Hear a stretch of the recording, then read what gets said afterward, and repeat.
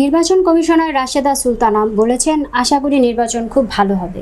নির্বাচন ভালো করতে যত রকমের আয়োজন সব করা হবে, সব ব্যবস্থা করা হবে।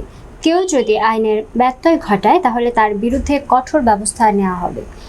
আমরা কাউকে ছাড় দেব না, সে যেই হোক। কেউ অভিযোগ দিলে আমরা খতিয়ে দেখব, তথ্য প্রমাণ নিয়ে ব্যবস্থা নেব।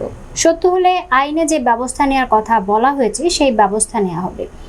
শুক্রবার বেলা 11টার দিকে সিরাজগঞ্জ শহরের শহীদ এম মনসুর আলী অডিটোরিয়ামে ষষ্ঠ উপজেলা পরিষদ নির্বাচন সংশ্লিষ্ট কর্মকর্তা ও প্রতিদ্বন্দ্বী প্রার্থীদের সঙ্গে মত বিনিময়কালে তিনি এসব কথা বলেন।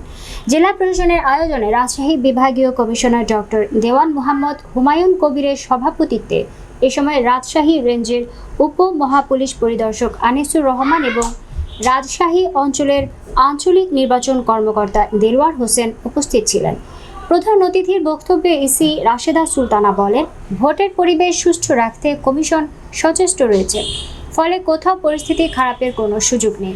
ভোটাররা এসে যাতে নির্বিঘ্নে ভোট দিতে পারেন, আমরা সেই ব্যবস্থা করছি। মতবিনিময় সভায় কয়েকজন প্রতিদ্বন্দ্বী প্রার্থী নির্বাচনী মাঠের নানা ধরনের সমস্যার কথা তুলে ধরলে সেসব প্রশ্নের উত্তর দেন তিনি। আশা করি খুব ভালো হবে, কারণ আমাদের নির্বাচন ভালো করার জন্য যত রকমের আয়োজন, যত রকমের প্রচেষ্টা, যত রকমের ব্যবস্থা নিতে আমরা সব নিয়েছি। ব্যত্যয় ঘটালে তার আইনি কঠোর পদক্ষেপ নেওয়া হবে। কাউকে আমরা ব্যত্যয় ঘটালে কাউকে ছাড় দেবো না, সে যেই হোক না কেন। অভিযোগ করতেছে, অভিযোগ দেবে, আমরা অভিযোগ খতায় দেখবো, প্রমাণ তথ্য প্রমাণ নেব, তদন্ত করব, সত্য হলে তার জন্য ব্যবস্থা যেটা আছে আইনে সেটাই নিয়ে নেব।